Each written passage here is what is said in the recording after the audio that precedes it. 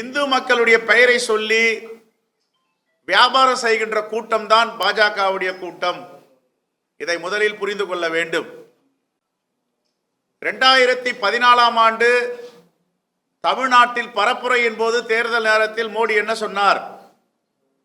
ராமேஸ்வரத்தில் உள்ள கோவிலை, ஆலயத்தை உலகத்தரம் வாய்ந்ததாக நான் மாற்றி காட்டுவேன், வாய்ப்பு தாருங்கள் என்று சொன்னார். 10 ஆண்டுகளாக ஆட்சியில் இருந்தார். ராமேஸ்வரத்துடைய ஆலயத்தில் ஏதாவது ஒரு செங்கல் எடுத்து வச்சிருப்பாரா? தமிழ்நாடு அரசும் தமிழ்நாடு அரசின் அறநிலையத்துறையும் 3 ஆண்டுகளாக தன்னுடைய பணிகளை செய்து வருகின்றன. இந்துக்களை தவறாக பாஜக பயன்படுத்துகிறது. நான் இந்து, காலையில் என் தாய் தந்தை எங்களுடைய குலதெய்வத்தை நினைத்து கொண்டு தான் வெளியில வருகிறோம். அந்த உலகத்தில் எல்லோரும் அமைதியாக வாழ வேண்டும், மனநிறைவோடு வாழ வேண்டும், சங்கடம் இல்லாமல் வாழ வேண்டும். ஒரு இந்துக்களும் அதான் ப்ரே பண்ணுவாங்க. ஆனா மோடி என்ன நினைக்கிறார்னா, இந்துக்களிடம் பிரிவினையை தூண்டலாம். எந்த காலத்திலும் ராமாயணமாகட்டும் மகாபாரதமாகட்டும் எந்த வேத நூல்களை படியுங்கள், எந்த மதத்திற்கு எதிராகவும் வெறுப்பு அரசியலை செய்ததில்லை.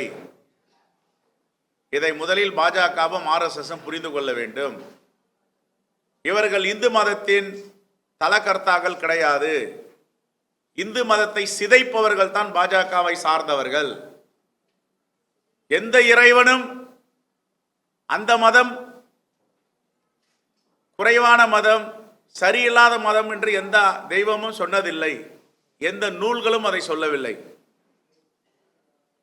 குறிப்பாக இந்துக்கள் கோவில்களில் திருவண்ணாமலை கல்வெட்டாகட்டும், தஞ்சாவூர் மாவட்டம் திருநாகேஸ்வரம் கல்வெட்டாகட்டும், இந்துக்களுக்கும் இஸ்லாமியர்களுக்கும் எவ்வளவு ஒற்றுமை இருக்கிறது என்று 1000 ஆண்டுகளுக்கு முன்பு கல்வெட்டுக்கள் எடுக்கப்பட்டிருக்கின்றன.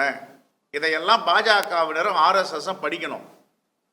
இன்னைக்கு ராமநாதபுரம் மாவட்டம் பரமக்குடியில ராமநாதபுரம் சமஸ்தானத்துக்கு உட்பட்ட ஒரு கோவில் இருக்கு.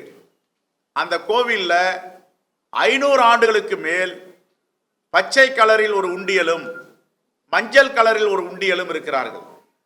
இஸ்லாமியர்கள் இந்து தெய்வத்தை வணங்கிவிட்டு அவர்கள் மதத்தின் சார்பாக காணிக்கை செலுத்துகிறார்கள். இதெல்லாம் போய் அண்ணாமலையும் மோடியும் அமித்ஷாவும் போய் பார்த்துட்டு வரணும். இந்து முஸ்லீம் ஒற்றுமை எவ்வளோ மேலோங்கி இருந்திருக்கு இந்த நாட்டில், இந்த தேசத்தில், அந்த மண்ணில். திருச்சி ஸ்ரீரங்கம் கோவிலில் போயிட்டு பாருங்க. துலுக்கநாச்சியாரை வழிபட்டுட்டு தான் ரங்கநாதரை பார்க்க முடியும், ராமானுஜரை பார்க்க முடியும். அப்போ இந்துக்கள் இஸ்லாமியருடைய ஒற்றுமை எவ்வளவு ஓங்கியிருக்கு. யாரும் வெறுப்பு அரசியல் பண்ணல பாஜக ஆர்எஸ்எஸ் மாதிரி. ஐயப்பன் கோவிலுக்கு சபரிமலைக்கு போனோம்னா முதலில் வாவர் சாமியை தொழுது விட்டு பேட்டை துள்ளி விட்டுதான் சபரிமலை ஐயப்பனையே பார்க்க வேண்டும். இந்த உண்மைகள் இப்படி இருக்க பாஜகவும் ஆர்எஸ்எஸும் மத துவேஷங்களையும் மத வெறுப்பு அரசியல்களையும் இந்தியாவில் எவ்வளவு காலம் செய்ய முடியும்?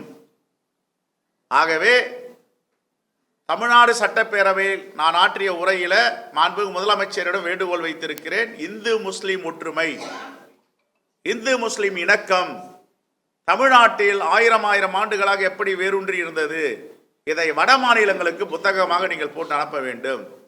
ஒரு கும்பல் மத ரீதியாக பிளவுபடுத்தி குளிர்காயலாம், அதிகாரத்தை பிடிக்கலாம் என்று நினைத்துக் கொண்டிருக்கிறது.